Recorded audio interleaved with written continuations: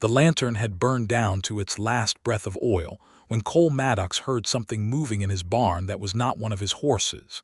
He stood barefoot on the porch of the ranch house, the September air of 1883 carrying the particular chill that rolled down from the Wyoming mountains like a slow tide, and he listened. The horses were not agitated. There was no stamping, no nervous whinnying, no sound of something predatory causing panic among the animals. Whatever was in that barn was small and quiet and trying very deliberately not to be heard, which in Cole Maddox's experience meant one of two things: a thief or someone desperate enough to be worse. He pulled on his boots without untying them first, grabbed his coat from the hook by the door, and took the rifle from above the mantel out of pure habit, not because he expected to use it. After 3 years running the Maddox spread alone, habit was the thing that kept a man from becoming careless, and carelessness out here was its own kind of death sentence. The barn was 40 yards from the house, and the walk across the dark yard gave him time to think. He had been to Laramie and back in the last 2 days, trailing 2 horses he had sold to a man named Gerald Pruitt, who ran a livery stable on 2nd Street. The money was in his coat pocket right now, folded and tucked into the inside breast pocket where he kept things that mattered. He had ridden home in the failing light of evening, stabled his own horse, eaten cold biscuits and beans from a pot he had left on the back of the stove, and gone straight to bed, which meant he had not done a full check of the barn before sleeping. That was the crack in his routine, the place where something unexpected could find its way in. He pushed the barn door open slowly, not throwing it wide, letting his eyes adjust to the interior darkness before stepping inside. The smell of hay and horse and the old wood of the stalls wrapped around him like something familiar and safe. His mare, Duchess, turned her broad head and regarded him with calm dark eyes. The other 3 horses in their stalls were equally unbothered. Then he heard it, breathing, low, even, and coming from the far left corner, behind the stack of hay bales he had not yet distributed to the loft. Cole moved that direction slowly, the rifle in his hands but pointed at the floor. He came around the stack of bales and stopped. A woman was asleep in his barn. She was lying on her side in the hay, her knees drawn up toward her chest, her dark hair spread in a loose tangle around her face. She wore a traveling dress that had seen considerable argument with the Wyoming terrain, the hem ragged and mud-stained, one of the sleeves partially torn at the shoulder seam. On her feet were boots that were too thin for the season, city boots, the kind sold in shops back east that looked proper but offered nothing useful against the cold or the ground. She had pulled loose hay over herself like a blanket, which told Cole everything he needed to know about the condition she was in. She was young. Maybe 23, maybe 25. It was hard to say in the barn's darkness, with only the pale silver light coming through the cracks in the old planking to see by. Her face was pale beneath the trail dust, and even in sleep there was a tension in her jaw, the look of someone who had been afraid for a long time and had only now run out of the energy to stay awake with it. Cole stood there for a long moment. Long enough that any reasonable accounting of the situation would have told him to wake her, ask her who she was and what she was doing on his land, and send her on her way or offer the barn for the night if she had a horse outside that needed rest too. But he did not do any of those things immediately. He stood and looked at her and felt something stir in the deep, quiet place in his chest that had been still for 3 years. He set the rifle against the wall. He went back to the house, got the heaviest wool blanket from the cedar chest at the foot of his bed, the one his wife Ruth had bought at a trading post in Cheyenne the winter before she died, and carried it back to the barn. He draped it over the sleeping woman gently, carefully, the way a person handles something fragile not because it looks fragile but because they have learned to be careful with things that matter. Then he went back to the house and sat in his chair by the cold fireplace, and did not sleep for the rest of the night. Her name was Eliza Calloway, and she told him that herself when he found her standing in the yard the next morning, the blanket folded and draped over the fence post nearest the barn door, looking at him with an expression that contained both gratitude and the particular careful dignity of someone who is not certain how much they owe. She was 24 years old, from St. Louis, Missouri, and she had been traveling west with her brother Daniel, who had taken a job with the Union Pacific Railroad out of Cheyenne. Daniel had died of typhoid fever in a railroad camp outside of Rawlins 6 weeks ago, and since then, Eliza had been trying to make her way back east on what remained of their combined savings, which had turned out to be not enough. She had reached the end of the road in the most literal sense 3 miles east of Cole's ranch, when the horse she had traded for nearly everything she owned had thrown a shoe, gone lame, and refused to take another step. She told him all of this standing in the cold morning light with her chin up and her hands clasped in front of her, not asking him for anything, just explaining herself, the way a person does when they want their dignity understood even if their circumstances cannot be helped. Cole listened to all of it without interrupting. When she finished, he said, "Have you eaten?" She looked at him. "Not since yesterday morning." "Come inside," he said. "I'll make breakfast." She hesitated for just a moment, and he understood that hesitation. She was a woman alone, a stranger, and he was a man she did not know. The calculus of trust that a woman had to run in 1883 was a sobering thing, and Cole was aware of that in the way a decent man is aware of it without needing to have it explained. "My name is Cole Maddox," he said. "I own this ranch. I've been running it alone since my wife died 3 years ago. I have a hired hand named Pete Garrett who will be here by 8 o'clock. You're welcome to breakfast, and you're welcome to stay until we can sort out something reasonable for you."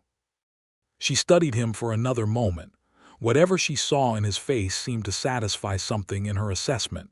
"Thank you," she said. "I'm Eliza Calloway." "I know," Cole said. "You just told me."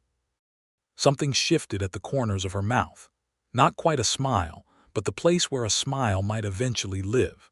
He made bacon and eggs and cornbread and strong coffee, and she ate with the focused attention of someone who has been genuinely hungry, not performatively polite, which he respected.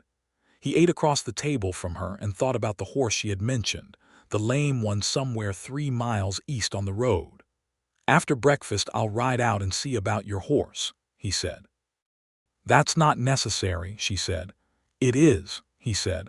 "A lame horse left on the road is a danger to itself." She conceded this point with a small nod, the same way she seemed to concede most things, not easily, but honestly, the way someone does when they actually understand the logic rather than just surrendering to it. Pete Garrett arrived at 8 o'clock as promised, a lean, weather-worn man of 50 with a permanent squint from decades of Wyoming sun, and a disposition that Cole had always found to be the most reliable thing on the ranch. Pete took in the presence of the woman at the kitchen table with the same expression he gave most new information, a brief assessment followed by a simple repositioning of his understanding of the world. "Morning," he said to Eliza. "Good morning," she said. "Pete, this is Miss Calloway," Cole said. "She's been traveling and ran into some difficulty. She'll be staying a few days while we figure things out." Pete nodded as though this were the most ordinary thing in the world and went to the barn to start his morning work.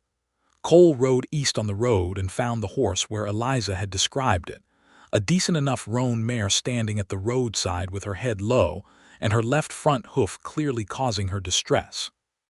He led her back to the ranch at a slow walk, got a good look at the damage, and spent an hour with Pete going over her leg, which had not broken but had strained something in the fetlock badly enough that she would need at least 3 weeks of rest and care before she was fit to travel. He told Eliza this when he came inside for the midday meal, and she received the information with the look of someone who has already been doing the arithmetic and doesn't love the answer. 3 weeks, she said. "At minimum," Cole said. "I don't have anything to pay you for the horse's keep," she said. "I didn't ask you to," Cole said. She looked at him carefully. "I don't like being in someone's debt." "Then don't think of it as debt," he said. "Think of it as a practical situation that requires a practical solution." She was quiet for a moment. "I can work," she said. "I can cook, I can clean, I can mend. I'm useful." Cole looked at her across the kitchen. The ranch house was clean enough in the way that a man living alone keeps things clean, which is to say the floors were swept, and the dishes were washed, and the surfaces were not dangerous. But it was not the kind of clean that a home becomes when someone takes actual care of it. He had not fully acknowledged how much of that had changed when Ruth died until this moment, standing in the kitchen looking at a woman who was offering something he had quietly needed for 3 years. "All right," he said, "that's a fair arrangement." It was the kind of agreement that both of them understood was temporary, the kind that exists inside a clearly defined fence of practicality. And for the first week, that was exactly what it was. Eliza Calloway was a remarkable worker. This was the first thing Cole learned about her, and it was not a small thing on a working ranch in Wyoming in 1883. She was up before him in the mornings, had the stove fired and coffee on before he finished his morning rounds, and had developed by the second day an understanding of the rhythm of the ranch that surprised him. She did not ask unnecessary questions. She observed, she inferred, she did. The house transformed around him in small ways that he noticed without comment. A curtain that had been sagging was repinned properly. A drawer that had needed a particular jerk to open now slid cleanly. Bread appeared that was better than anything he had baked himself. And the kitchen smelled different, the way it had smelled when Ruth was alive, like something inhabited by care. Cole told himself none of this meant anything. She was going to be here 3 weeks, maybe 4, and then she would take her horse and go east, and he would go back to being alone, which was the natural state of his life now. He had been in love once, and it had been the kind of love that reorganizes a person completely. Ruth Maddox, née Harper, had been 22 years old when he married her in Cheyenne in 1877, and she had died of complications from a miscarriage in the spring of 1880. Taking with her not only herself, but the child they had hoped for, and a version of Cole that he was not sure he had any access to anymore. He had spent 3 years building the ranch into something solid and respectable, 1,600 acres of good grazing land in the Laramie Basin with a decent herd, and a reputation for producing quality horses. He had done it with his hands and his back, and a particular single-mindedness that he understood was partly grief doing the work of ambition. He was not looking for anything. He was not available for anything. He told himself this several times during the second week of Eliza Calloway's presence in his house, with increasing conviction, which in retrospect was a sign that the conviction was losing ground. The moment that changed the architecture of things happened on a Thursday afternoon in the 3rd week. Cole had been repairing a section of fence on the north pasture, a job that required working with wire and post drivers in the kind of cold that made your fingers stupid, and he had come back to the barn to find Eliza there with his mare Duchess, who had developed a small abscess above her left rear hoof. Eliza had the hoof up on her knee, examining it with focused calm while Duchess, who was not known for patience during medical inspections, stood absolutely still. "She's been favoring that leg since this morning," Eliza said without looking up. "I've seen this before on my father's farm in Missouri. This needs to be lanced and packed and then kept clean for a week. Do you have a knife you trust and some clean cloth?" Cole stood in the barn doorway and watched her, this woman in her patched traveling dress with her dark hair pulled back and her hand steady on his horse's hoof, and felt something shift inside him with the finality of a lock turning. "My father raised horses," she said, still not looking up. "I grew up with them." "You can trust me with her." "I know," Cole said, and he did. He got the knife and the cloth, and she lanced the abscess with a clean efficiency that made Cole wince slightly, then packed the wound with a poultice she assembled from things in the small medicine cabinet he kept in the barn, and wrapped it with cloth strips that she tore with her teeth because her hands were occupied. Duchess shifted once and then settled again, and the whole thing was done in 20 minutes. "She'll need it checked daily," Eliza said, lowering the hoof gently and straightening up, brushing a strand of hair back from her face with her wrist. "And no heavy work for a week." Cole nodded. He was aware that he had been watching her for longer than was strictly necessary and that she had noticed this because she was the kind of person who noticed things. "You know horses," he said. "I told you I was useful," she said. "You did," Cole said. "I should have taken you more seriously." She tilted her head slightly. "Most people don't," she said. "Take me seriously, I mean, or women in general." This was said without bitterness. It was simply the honest accounting of a reality she had navigated her entire life. And Cole recognized the kind of restraint required to say a thing like that without anger in it. It was the restraint of someone who has made a kind of peace with an injustice by refusing to let it diminish them. "I notice things when they're in front of me," Cole said. "You're in front of me." She looked at him. The afternoon light came through the barn's high window and fell across her face at an angle that made the whole moment feel slightly more significant than barns and horse medicine ought to feel. He thought she was going to say something. She didn't. She handed him the remaining cloth strips, patted Duchess once on the neck, and walked back to the house. And Cole stood in the barn for an extra few minutes for no reason he could have articulated. That evening after supper, they sat on the porch for the first time together.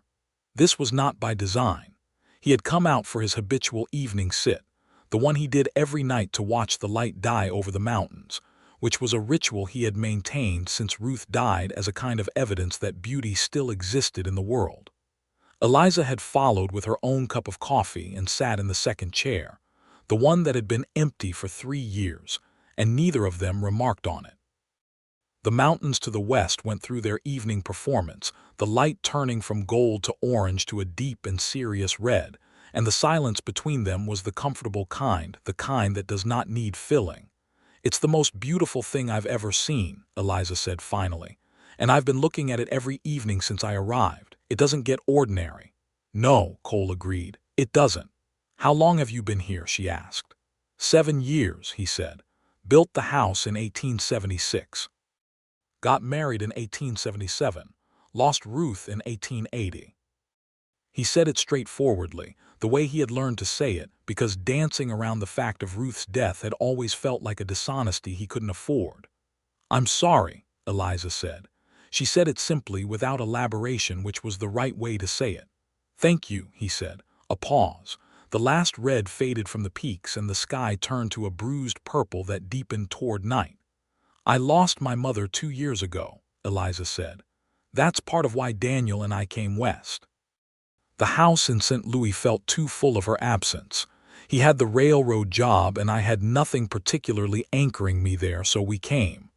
"And now," Cole said. "And now Daniel is gone too," she said. "And I'm not sure what East means anymore. I'm not sure what anything means particularly." She said this without self-pity, which was remarkable.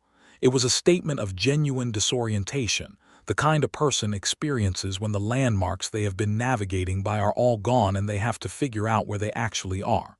"This country has a way of answering that question," Cole said. "Slowly, but it answers it." She turned to look at him. "Has it answered it for you?" He considered this honestly. "It's working on it," he said. She nodded as though this were a perfectly satisfactory answer, which told him something important about her understanding of how time and grief actually operated. They sat together until the stars were fully out, which in the Wyoming sky of September 1883 was an event dramatic enough to warrant its own hour of attention. Cole named some of them, the ones the Shoshone had names for that Pete had taught him, and she listened with the quality of attention she seemed to give everything, complete and genuine. When she finally said good night and went inside, Cole sat alone for another half-hour in the dark and told himself he was not falling in love with Eliza Calloway. He was not especially convincing. The complication arrived in the 4th week in the form of a man named Harlan Deeds. Deeds was the kind of man who occupied space aggressively, who appeared at a gate when you had not heard him coming and stood there without announcing himself for a moment too long before he smiled. He was 40 years old, broad across the shoulders, and he ran the largest operation in the county, 3,000 acres of grazing land to the south, with a cattle operation that supplied beef to the railroad camps. He was not dishonest in any provable way, but there was something in the arithmetic of every conversation with him that never quite added up in your favor. He rode in on a Wednesday morning when Cole was out on the range with Pete checking on the herd, and Eliza was alone in the house. Cole came back to find Eliza in the kitchen with a stillness about her that was different from her ordinary stillness, the kind that comes from having recently been made uncomfortable and having managed it with considerable effort. "A man named Harlan Deeds came by," she said. Cole's jaw tightened slightly. "What did he want?"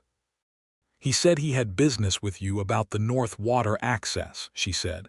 "He also said a good deal more than that once he established that I was here alone." Cole set down the fence tool he was carrying. "What kind of more?" "The kind that was meant to make me feel like my being here required an explanation I owed to him," Eliza said. "He asked how long I intended to impose on your hospitality. He used the word impose." "He had no right to say that to you," Cole said. "I told him something to that effect," Eliza said, in somewhat more precise language. Cole looked at her. The corner of his mouth shifted. "What did you say to him exactly?"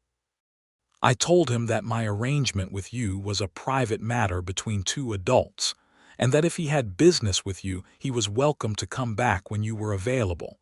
And then I closed the door," she said. Cole stood in the kitchen and felt something that was partly admiration and partly a protective instinct that he had not felt directed at another person in 3 years, and that alarmed him somewhat with its immediacy. "Deeds has been trying to buy my water access for 2 years," Cole said. "He comes around periodically to see if I've gotten desperate enough to sell. He seemed to think my presence here indicated something about your circumstances," Eliza said. "I got the impression he assumed that a woman staying in a widower's house was evidence of financial trouble. He assumes everyone is in financial trouble because that's how he operates," Cole said. "He waits for people to need something and then offers half of what it's worth." Eliza was quiet for a moment, and then she said, with the careful precision she brought to difficult subjects, "I don't want my being here to give him any ammunition against you. If my presence is causing you problems—" "Your presence is not causing me problems," Cole said, more firmly than he had intended. She looked at him with that same careful, assessing gaze. "All right," she said. But Deeds came back the following Saturday, and this time Cole was there, and the conversation was the kind that made the afternoon air feel taut.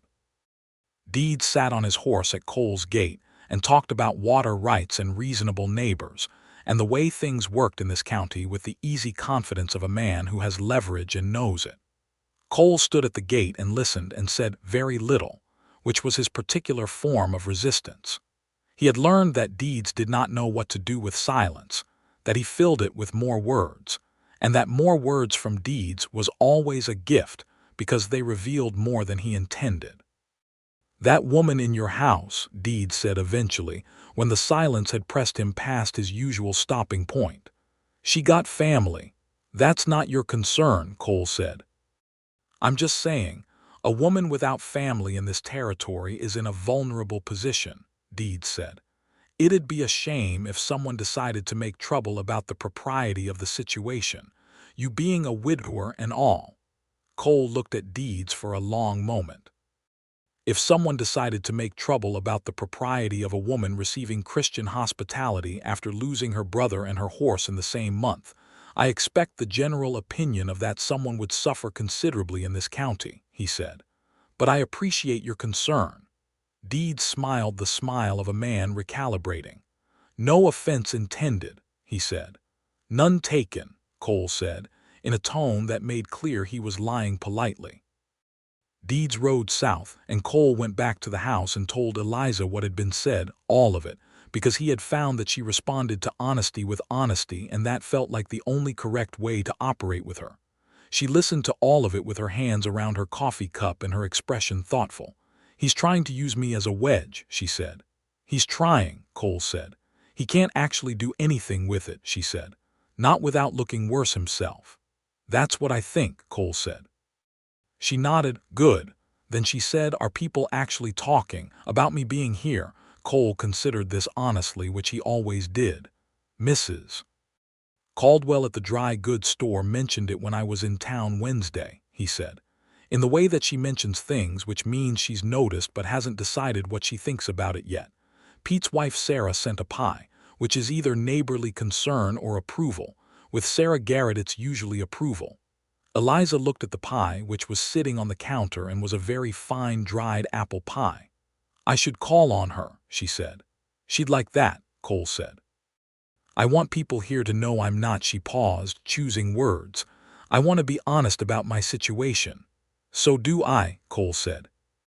There was a moment between them then, one of those moments that is shaped by everything that has been said and everything that has not been said, and the particular charge that builds between two people who are circling something neither of them has named yet. Cole broke it by saying, practically, "Your horse is nearly sound. Pete looked at her this morning." Eliza's expression shifted into something complicated. "That's good," she said. "You'll be able to travel by end of week if you want," he said. "Yes," she said, and then after a pause, "if I want." He looked at her, she looked at him. "Do you?" he said. "I don't know," she said, which was the most honest answer available, and they both understood that. Cole called on Pete Garrett that evening, riding over to the small house where Pete lived with his wife Sarah on the eastern edge of the Maddox Range, and told Pete he was thinking about offering Eliza a more permanent arrangement at the ranch, help with the house and the horses, a fair wage, and proper accommodation in the extended room at the back of the house that he had never finished building and that he could have completed in 2 weeks. Pete listened to all of this with a permanent squint and said, "Is that all you're thinking?" Cole looked at the fire. "No," he said. Pete nodded. "Thought not. It's too soon," Cole said. "It's been 3 years," Pete said. "I meant too soon with her," Cole said. "I've known her less than a month."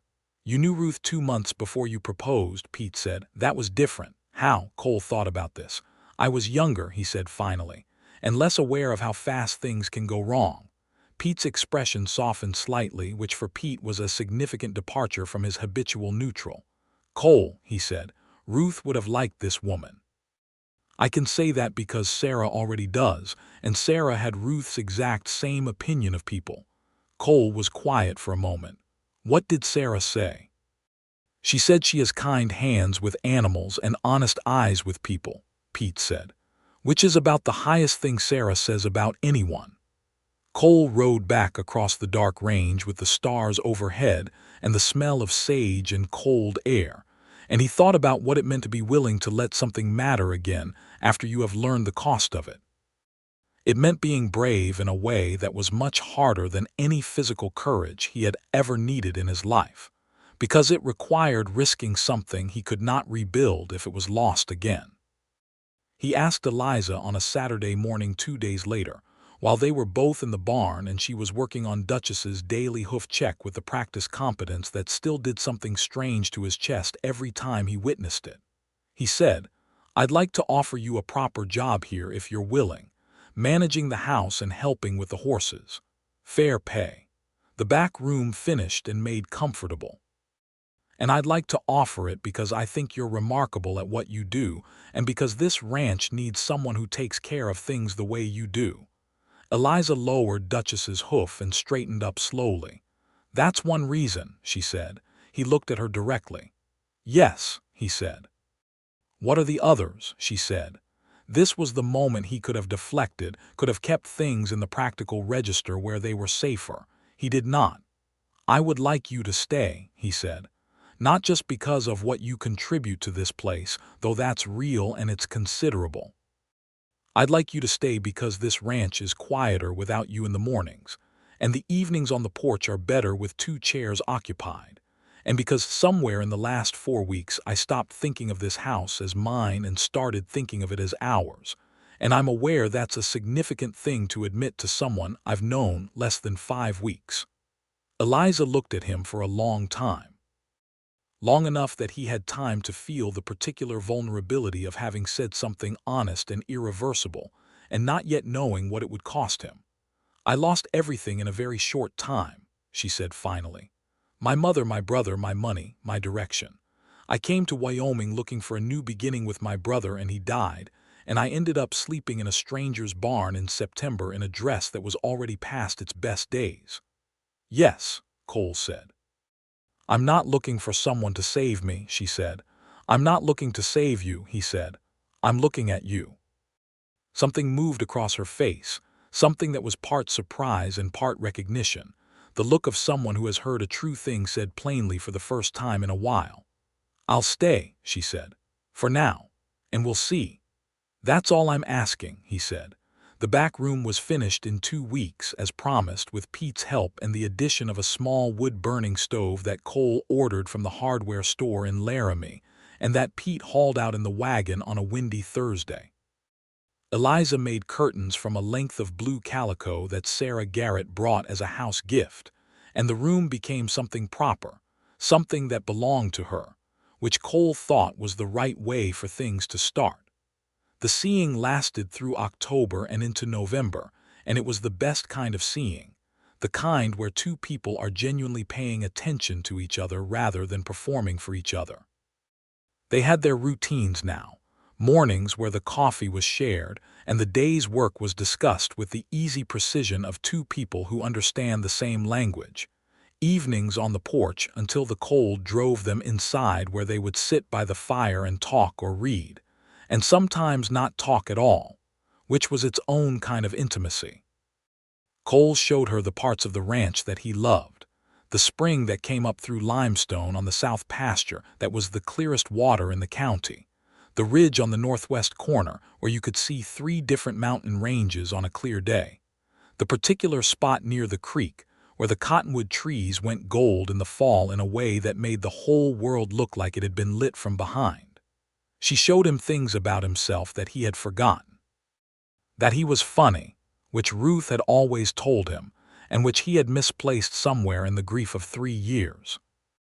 That he was capable of being wrong about something and saying so cleanly, which she noted once during an argument about the best method for treating a horse's respiratory problem, and his acknowledgement of her superior knowledge on the subject was apparently something she found unexpectedly endearing. That he liked to talk when he had someone worth talking to, which she was. In November they had their first real disagreement, which was about Harlan Deeds. Deeds had come back with an offer for the water access, a written offer this time, delivered through a lawyer in Laramie, which was an escalation. Cole read it and put it away and didn't say anything to Eliza about it, and she found out from Sarah Garrett, who had heard it from the lawyer's secretary who attended the same church. "Why didn't you tell me?" Eliza said. She was not angry in the way that produces shouting. She was angry in the way that produces very precise words delivered at close range, which Cole had already learned was considerably more formidable. "It wasn't your concern," he said. "Things that affect this ranch are my concern," she said. "You made them my concern when you asked me to stay." He looked at her. She was right, and he knew she was right, and the reason he hadn't told her was more complicated than he wanted to admit. "I didn't want you to feel like the situation here was unstable," he said finally. "I'm not fragile," she said. "I know that," he said. "Then stop making decisions around me as though I am," she said. "If Deeds is making moves on this ranch, I need to know about it. Not because I can necessarily fix it, but because you shouldn't be carrying it alone. That's not," she paused. "That's not what this is." He looked at her for a long moment. "What is this, then?" he said, seriously, not as a challenge, as a genuine question. She held his gaze steadily. "I'm not entirely sure yet," she said, "but it's more than an employment arrangement. We both know that." "Yes," he said, "we do." "Then act accordingly," she said. He told her about the offer, the whole of it. The price Deeds was willing to pay for the water access rights, which was higher than before but still less than the value of what controlling that water meant to the ranch. If Cole sold the access, Deeds could effectively dictate the terms of the Maddox Range's survival during dry years, which in Wyoming came reliably enough to plan around. "You're not going to sell it," Eliza said. It was not a question. "No," Cole said. "Good," she said. "What does your lawyer say?" "I don't have a lawyer," Cole said. She looked at him with an expression that suggested she found this information somewhat alarming. The following week she went to Laramie herself, riding the roan mare who was now fully sound, and spent 3 hours with an attorney named Robert Finch who had an office above the bank on Main Street. She came back with a document that formalized and recorded the water access rights as integral to the Maddox property title in a way that would make any future legal challenge to their separation substantially more difficult. Cole read the document at the kitchen table that evening and looked up at her. "How much did this cost?" he said. $12, she said, "which I paid myself from my wages. I'll pay you back." "You don't need to, Eliza." Cole. They looked at each other across the kitchen table, and he thought he had never in his life been as grateful for the presence of another person as he was in that moment, and he thought that was probably important information about the state of his heart. He paid her back the $12 the next morning, and she accepted it with a grace that made it feel like something other than a transaction. December came in cold and fast, the way Wyoming Decembers do, with a seriousness of purpose that requires respect. The first big snow of the season hit the second week of the month, and Cole and Pete spent 2 days getting the herd into the lower pastures and making sure the supplemental feed stores were adequate. And Eliza ran the house with a calm efficiency that made everything work. When Cole came in after 2 days of brutal work with snow in every crevice and cold down to his core, there was hot soup and dry clothes by the stove and a fire that had been kept going continuously for 48 hours. He stood in the doorway on the second night, snow-covered and exhausted, and looked at her across the kitchen, and she looked back at him, and something resolved itself in his chest with a clarity that felt like relief after a long and uncertain journey. He crossed the kitchen in 4 steps and kissed her. It was not a planned thing. It was the natural consequence of everything that had been building since September, and it was the kind of kiss that does not leave room for uncertainty about what it means. She kissed him back with the same wholehearted attention she gave everything, and when they finally stepped back from each other, she was looking at him with an expression that was partly the aftermath of something significant and partly the beginning of something else entirely. "Well," she said. "Yes," he said. "I should note," she said, "that I'm covered in 3 different types of kitchen mess and you're still half covered in snow." "I know," he said. "All right," she said. "Just noting it." He laughed. He had forgotten that he was capable of laughing the way he laughed then, something that came from deep enough that it changed the whole shape of the room. Christmas of 1883 was the best Christmas Cole Maddox had experienced since Ruth was alive. Sarah and Pete Garrett came for Christmas dinner, and the Alderton family from the neighboring ranch came with their 3 children, and the table was full, and the house was warm, and Eliza had made a feast from things she had been quietly preparing and planning for 2 weeks without making any announcement of it. After dinner, when the Aldertons had taken their sleepy children home and Pete and Sarah were getting their coats on, Sarah pulled Cole aside in the hallway and said, quietly, "You look like yourself again." Cole looked across the room at Eliza, who was accepting a wrapped bundle from Sarah with a warmth that had been Sarah's gift to deliver. "I know," he said.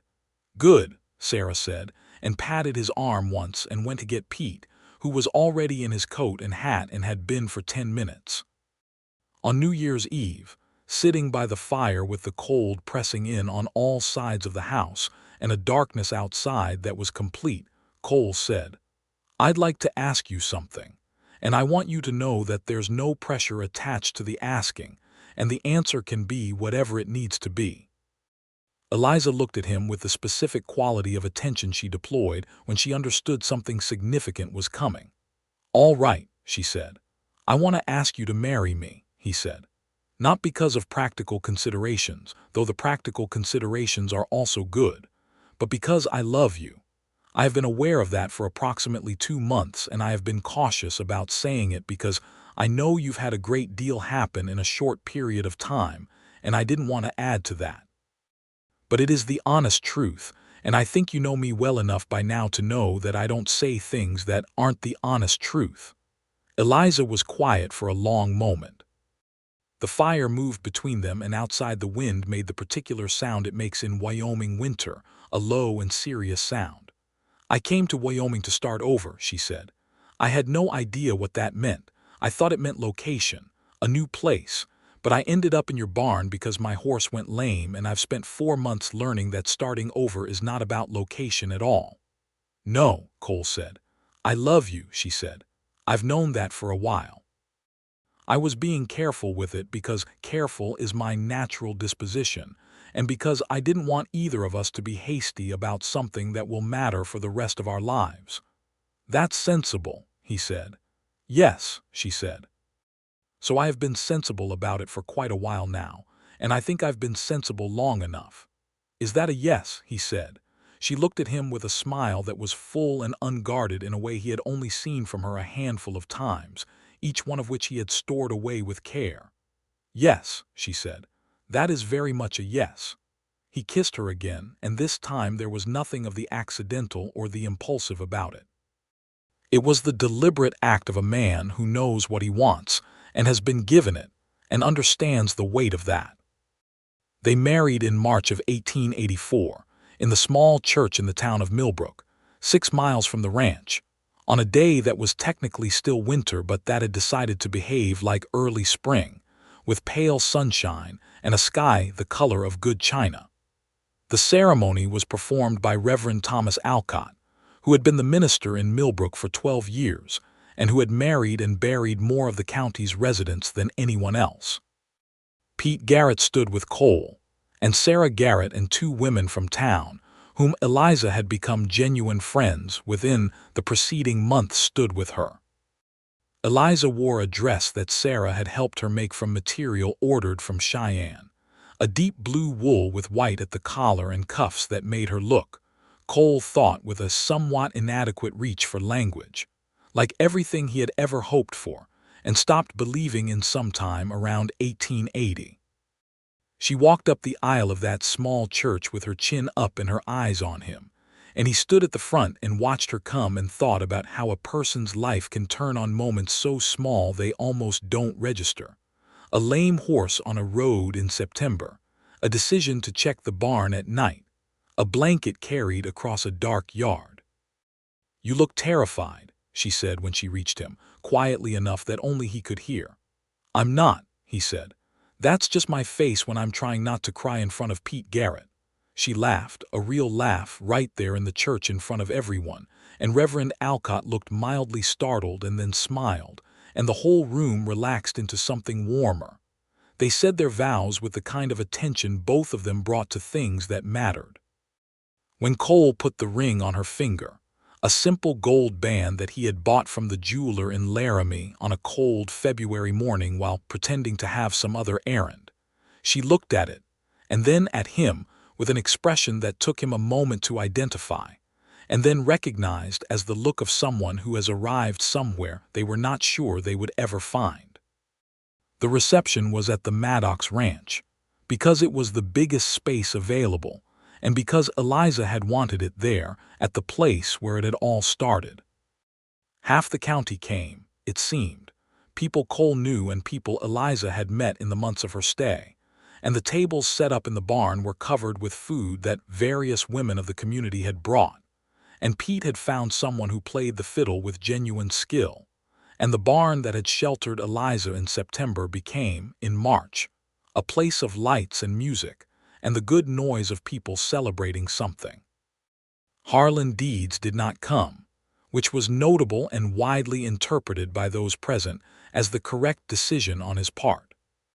They danced, which Cole had not done since before Ruth died, and he was rusty at it, and Eliza was better than him, and she guided him through it with a patience that she disguised as following, which he appreciated both the gesture and the discretion. At some point late in the evening, when the party had reached its quiet and contented final stage, and most of the guests had gone home and Pete and Sarah were saying their good nights by the door, Cole found himself standing with Eliza at the barn's big door, looking out at the March night, which was cold and clear and star-filled in the way that Wyoming nights are when they are trying to be extraordinary. "We started here," she said. "You started here," Cole said. "I found you. You covered me with a blanket," she said, "in the middle of the night when you didn't know me at all." "You looked cold," he said. "That was kind," she said. "It was the first kind thing anyone had done for me in a long time." He took her hand, which was the particular specific weight of someone else's hand in yours that you have decided you want there for the rest of your life. "I'm going to keep doing it," he said. "I know," she said. "So am I." The first year of their marriage was a good year. Not without its difficulties, because ranching in Wyoming in the 1880s was not a life that offered extended periods of ease. There were cattle lost to a harsh late winter storm in April. There was the ongoing matter of Harlan Deeds, who sent another lawyer's letter in the summer about the water access that Robert Finch in Laramie handled efficiently, and finally, in a way that seemed to discourage further attempts. There was a long dry stretch in August that required careful management of the herd and the water, and Cole and Pete and Eliza worked those weeks with a focused intensity that left everyone tired but the ranch intact. But there were the other things too. The mornings that were the best part of any day, with coffee and the particular light of different seasons on the mountains, and the good, ordinary conversation of two people who have made a life together. The evenings on the porch that had become a ritual as fixed as any prayer. The horses, which Eliza had transformed into a proper secondary business, her eye for animals and her skill with them turning into an arrangement where the Maddox Ranch began breeding and selling horses of a quality that was commented on as far away as Cheyenne. In the fall of 1884, Eliza told Cole she was pregnant. She told him in the kitchen on a Wednesday morning directly, in the way she told him everything, and he stood very still for a moment and then sat down in the nearest chair, and she sat across from him and they looked at each other. "Are you all right?" she said. "Yes," he said, and then, "Are you?" "Yes," she said. "Are you worried because of Ruth?" He had been thinking about Ruth during the still moment. Not with grief precisely, but with the particular tenderness that attaches to a loss that has been integrated into who you are. He was worried. He would be dishonest to say otherwise. "Some," he said. "The doctor in Laramie is competent," she said. "I've spoken with him. Sarah has delivered 3 babies safely and she'll be here. I am healthy and I am not fragile and we're going to be fine." He looked at her across the table. "I know," he said. "Do you?" she said. "I know you're not fragile," he said. "I also know that the world is not always arranged around what people deserve, and the best people sometimes have the worst luck. I learned that in 1880 and I can't entirely unlearn it." She reached across the table and took his hand. "I understand," she said. "But we're going to be fine. And if we're not fine in some specific way, we will face that together, and that will be better than facing it alone. Do you believe that?" He turned his hand over and held hers.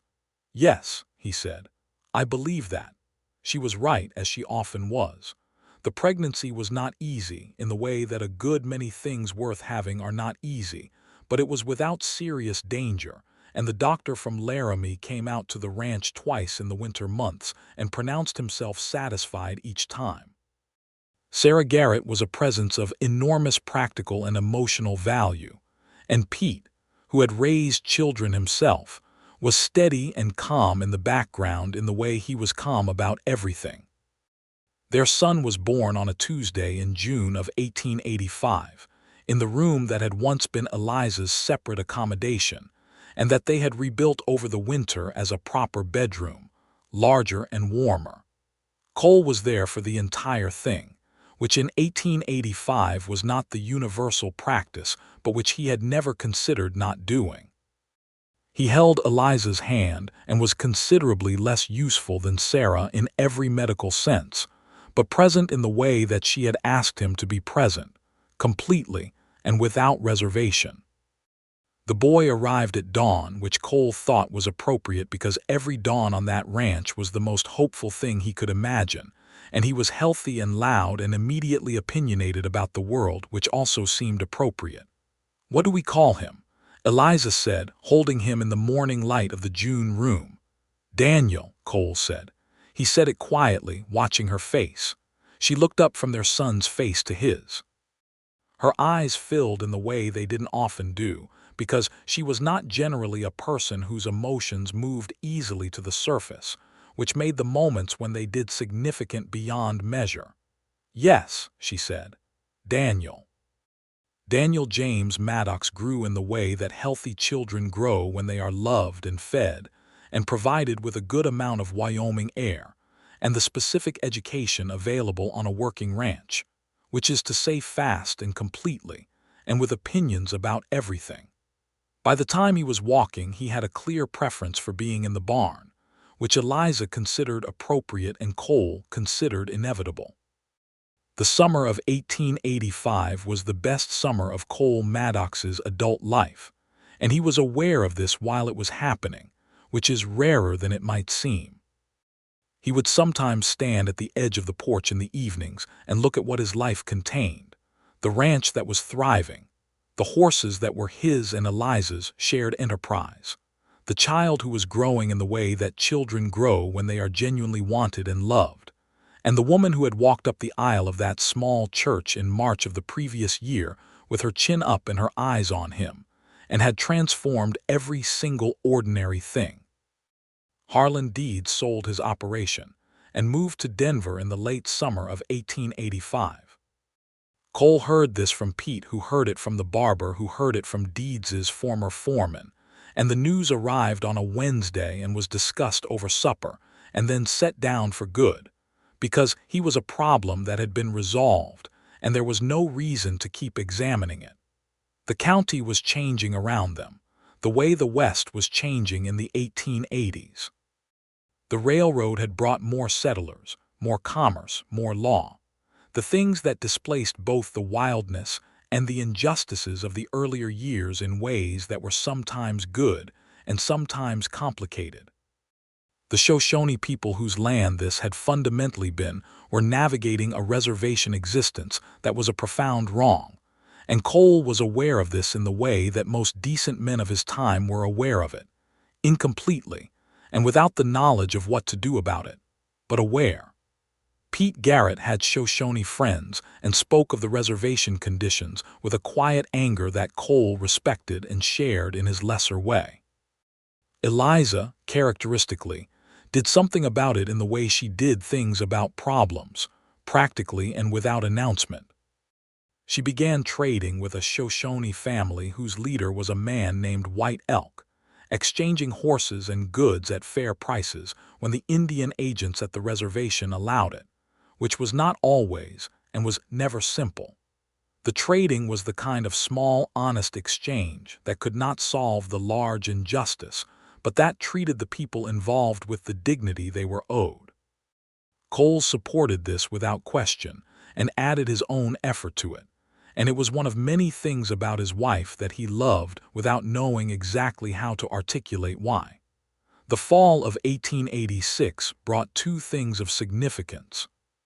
The first was the news that Pete Garrett's oldest son, who had been working the railroad up in Montana, had come home to Wyoming and wanted to work on the Maddox Ranch, which was welcome because the operation had grown to a size that required an additional hand, and because young Tom Garrett was Pete's son, and therefore reliable by heredity. The second was that Eliza told Cole she was pregnant again. He took this news differently than the first time. He was still careful, still held the knowledge of how things could go with the respectful fear of a person who has learned that caution is not pessimism, but wisdom. But he was not overtaken by it the way he had been. He kissed her forehead and said, "Good," and she laughed and said, "That's it, good, good," he said again. "It's a good thing I said a good thing about a good thing. You are occasionally the least expressive person I have ever known," she said, "and simultaneously one of the most." "I know," he said. "I love you," she said. "I know that too," he said. Their daughter arrived in April of 1887, with considerably more speed and considerably less patience for ceremony than her brother had demonstrated.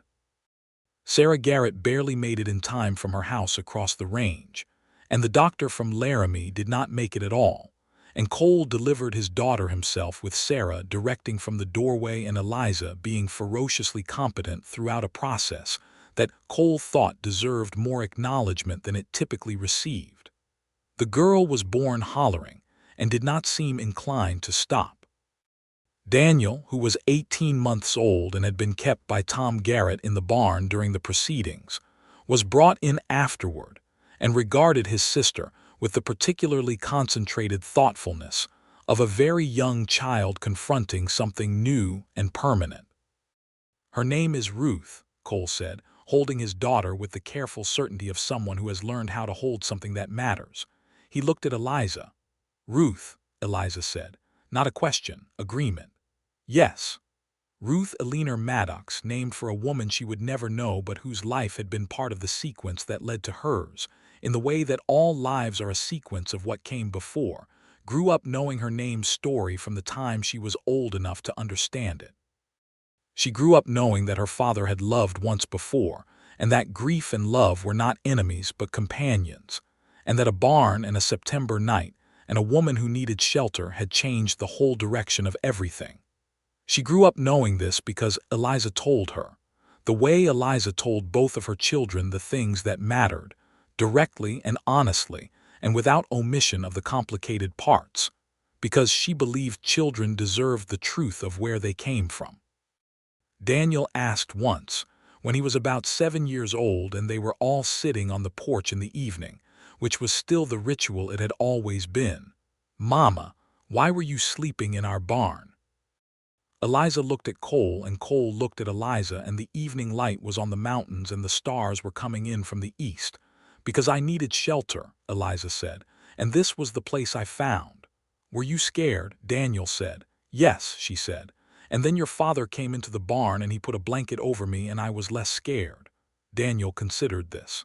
"Did you know you were going to love him then?" "No," Eliza said. "I didn't know anything then except that someone had been kind to me when I needed it." "And then," Daniel pressed, "and then I learned everything else," she said. Daniel appeared satisfied with this answer and returned to whatever he had been contemplating before the question, the way children do, and Ruth, who had been sitting on the porch step listening with the focused attention that was already one of her defining characteristics, looked at her parents with a gravity that was considerable for a 5-year-old. "I think that's a very good story," she said. "I think so too," Cole said. He reached over and took Eliza's hand the way he still did, every evening on the porch, the way a person holds something they have learned is not guaranteed and is therefore precious beyond accounting. She turned her hand in his and held back, the way she always did. The ranch at the end of the 1880s was something Cole Maddox could look at with a satisfaction that was earned, and that he had not always believed was coming. The cattle were a good herd, well managed and healthy. The horse breeding operation that Eliza had built from her instincts and her knowledge was producing animals that people came from 3 counties away to buy, and there was a waiting list for the spring foals that had been established for 2 consecutive years. Pete Garrett's health had begun to show the wear of a lifetime of hard physical work, so his role on the ranch had shifted into a supervisory one that still made use of his extraordinary knowledge while allowing his body the dignity of not destroying itself. And his son Tom had become a genuinely excellent ranch hand, and a person Cole trusted completely. The house had been expanded twice. There was a proper parlor now, with a bookshelf that held the collection Eliza had been building since her arrival, ordered from Cheyenne and sometimes from bookshops in Chicago that she had written to. And the children had their rooms, and the kitchen was a room where things happened that were not only practical but social. People came to the Maddox Ranch to sit at that kitchen table and be fed and heard and treated like people who mattered.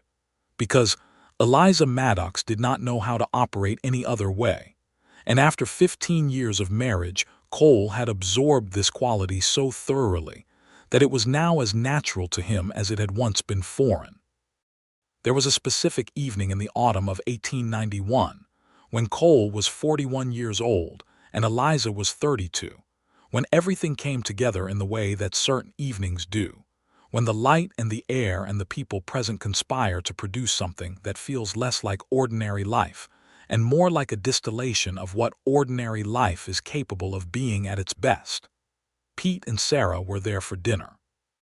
Tom was there with a young woman he had been courting, a schoolteacher from Millbrook named Clara, who had the look of someone who was going to say yes to him before the year was out, and who fit into the gathering with an ease that told Cole she was the right person.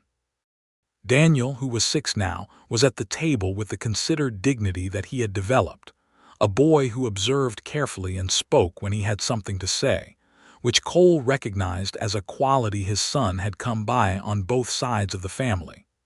Ruth, 4 years old and in possession of what appeared to be an opinion on every subject, was also at the table. After dinner, the adults sat on the porch with coffee and the children were in the yard at the edge of the lantern light, and the mountains were doing their evening performance, and Pete Garrett said, in the quiet way he said the things that mattered, "Cole, I remember when this porch had one chair." "I remember," Cole said. "Good thing you checked the barn that night," Pete said. "Best thing I ever did," Cole said. Eliza, sitting beside him, did not look up from her coffee, but she put her foot against his under the chair, the small private contact of two people who have been together long enough to have a private language of these small gestures, and he felt it and pressed back. Sarah Garrett, who noticed everything, smiled into her cup.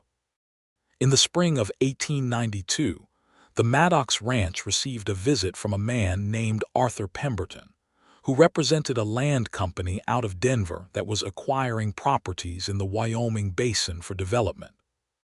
He was polite and well-dressed, and offered a price for the ranch that was objectively substantial, the kind of number that required a moment to absorb before responding.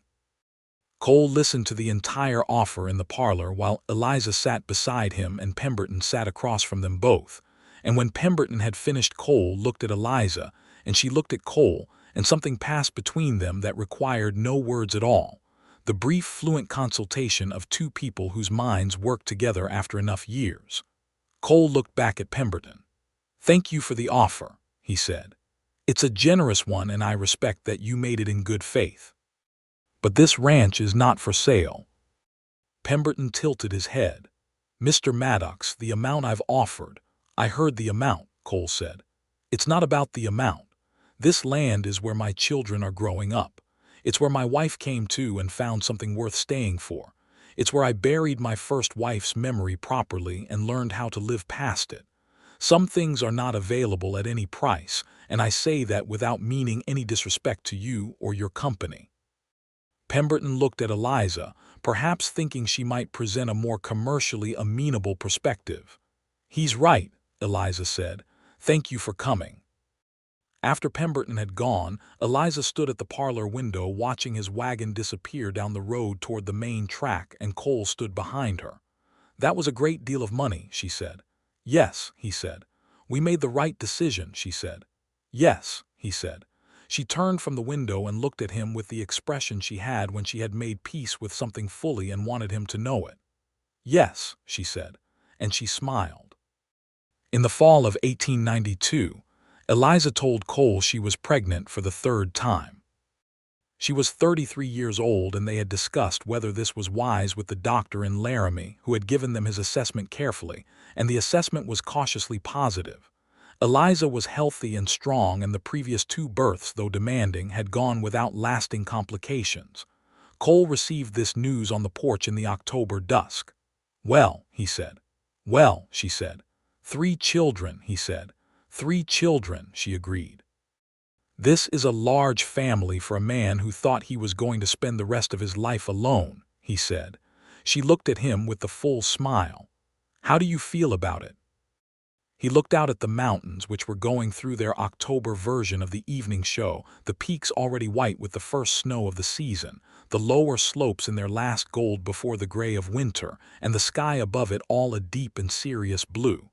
"I feel like the luckiest man in the Laramie Basin," he said. "You should feel luckier than that," she said. "You should feel like the luckiest man in Wyoming." "All right," he said. "Wyoming." "America," she said. "Eliza." "I'm telling you your proper ranking," she said. He laughed. the laugh that had come back to him in the winter of 1883 and had not left since, the deep one that changed the shape of everything.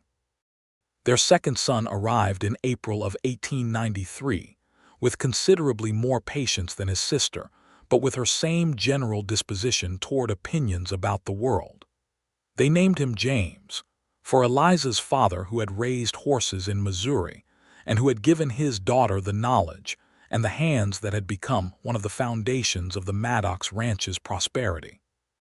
James Thomas Maddox was a round and contented baby, who became a curious and capable boy with Pete Garrett's squint, which he had acquired from spending so much time with Pete in his early years that Cole suspected the squint was environmental rather than hereditary.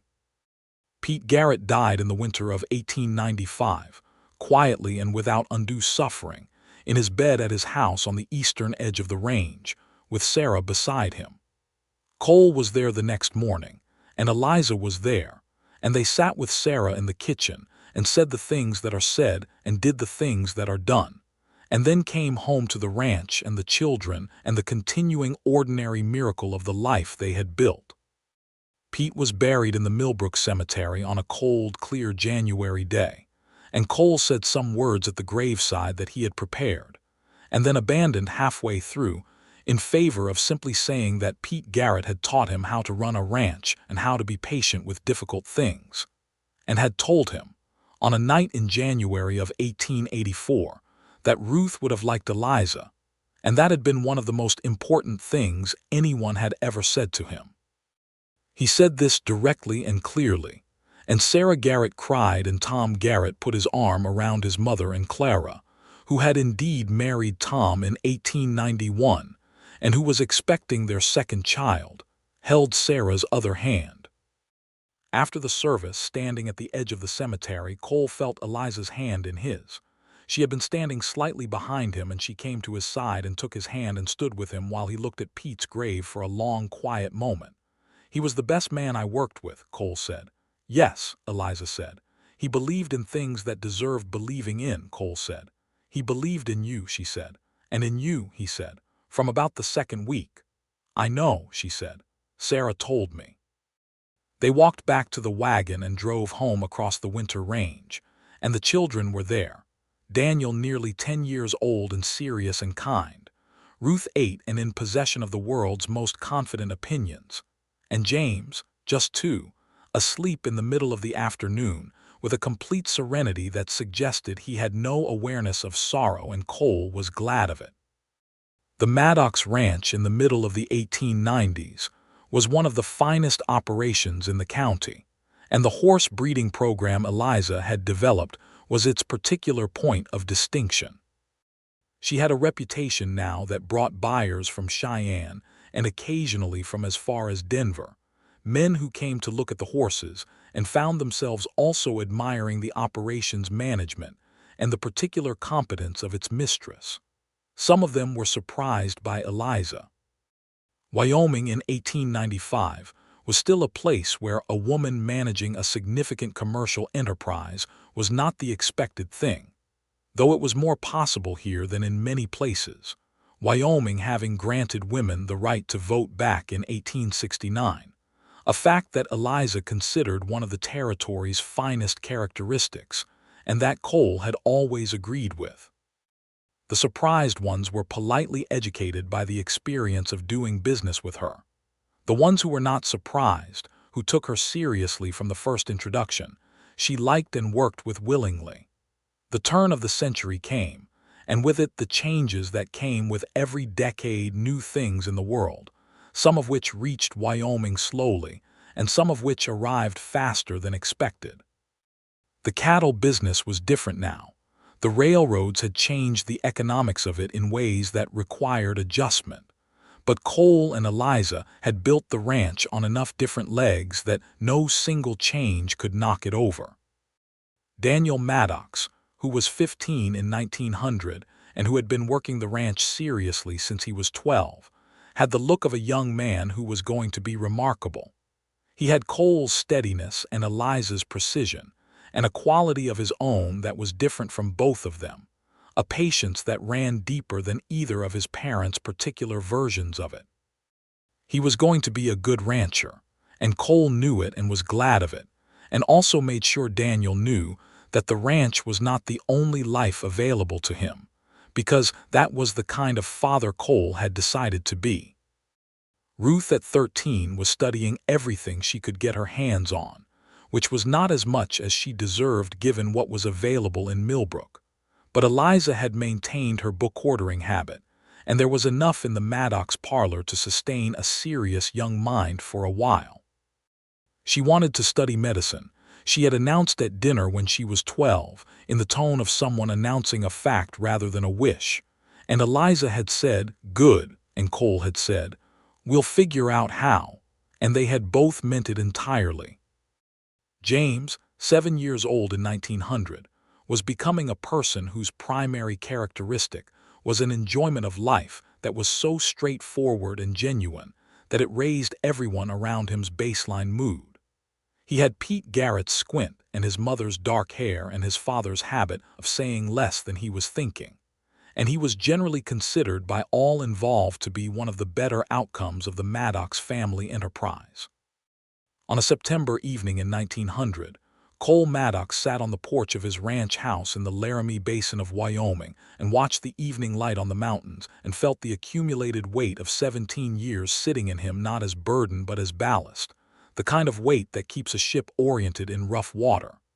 Eliza came out with 2 cups of coffee and sat in her chair, the one that had been empty for 3 years before she occupied it, and handed him his cup. "September," she said. "September," he agreed. 17 years ago this month," she said. "Almost to the day," he said. She looked at the mountains, he looked at her. This was not unusual. He still looked at her the way he always had, with the quality of attention that she had identified in the early months as the thing that made him different from most people, the way he actually saw what was in front of him. "What are you thinking?" she said, which was not a question she asked often but which she asked sometimes in the evenings when the light was right and the quiet was the right kind. "I'm thinking about a woman in a barn," he said. She turned to look at him. The smile was there, the full one, the one he had catalogued and treasured across 17 years of evenings. "She sounds like someone worth thinking about," she said. "She is," he said. "She changed everything." "What was she like?" Eliza said, playing along with the fiction of the third person the way she occasionally did with old stories, a game they had developed across the years. "Remarkable," Cole said. "Stubborn, honest, better with horses than anyone I've ever known. Better with people too, which is the harder one. She came to this place with nothing and she built half of what you see from here." "She sounds like she needed someone," Eliza said. "She needed shelter," he said. She was clear about that. "And then she needed someone who understood the difference between offering shelter and making demands. And you understood that." "I tried to," he said. "She was patient with me when I got it wrong." Eliza looked back at the mountains, which were doing their October preview again, the peaks white, the sky going purple, everything grand and indifferent and beautiful. "She sounds happy," she said. "She is," Cole said. "At least I believe she is." She turned back to him. "She is," she said, dropping the game with the gentle finality of someone who is done playing and ready to say the real thing. "She is the happiest she has ever been or expected to be. She is grateful in a way that has no proper language for it. For the barn and the blanket and the breakfast, and the man who said he was looking at her rather than trying to save her." Cole set down his coffee cup. He reached over and took her hand, the habitual gesture of 1,000 evenings, and she took his. "So am I," he said. The stars came out over the Laramie Basin, one by one and then all at once, the way the stars do in Wyoming when the air is clear, and the world remembers that it is larger than all the small griefs and large joys that move across its surface. Inside the house, a lamp was burning, and somewhere in the depths of it Daniel was at the table with a book, and Ruth was doing the thing she did with her medical texts, reading with the ferocity of someone who has plans, and James was already asleep at 7 o'clock in the way of young children who have spent themselves fully on the day. The porch held its 2 chairs and their occupants, a rancher and a woman who had once slept in his barn, a man who had learned that love is not the absence of loss, but the decision to be present for the next thing anyway. A woman who had learned that starting over does not require a new place, only a new willingness. The mountains held their snow, the stars held their positions, the ranch held its horses and its cattle, and its season upon season of accumulated work and care. And Cole Maddox held his wife's hand in the dark of a September evening, and the story of them was written not in any single dramatic chapter, but in 17 years of morning coffee and evening stars, and the particular ordinary extraordinary constancy of two people who had looked at each other honestly from the beginning, and decided that what they saw was worth building toward. The roan mare that had gone lame on a road in 1883 had long since lived her full life, and gone the way of all horses. The blanket from Ruth's cedar chest had been washed so many times it was soft as cloud, and lived on the back of the parlor chair. The barn had been rebuilt once and expanded twice and still held horses whose quality was remarked upon throughout the county. And somewhere in the deep and permanent quiet of a Wyoming autumn night, with the stars overhead and the mountains ahead and the house behind full of children and light, and all the evidence of a life that had found its direction in the most accidental and perfect way, Cole Maddox said to Eliza Calloway Maddox, "Thank you for sleeping in my barn." And she laughed, and he laughed. And the porch held them, and the ranch held the porch, and the wide and generous Wyoming night held all of it, every moment of it, the lost things and the found things and the love that had grown from shelter into something as permanent and unremarkable and extraordinary as the mountains themselves, always there, always holding, always exactly what it needed to be.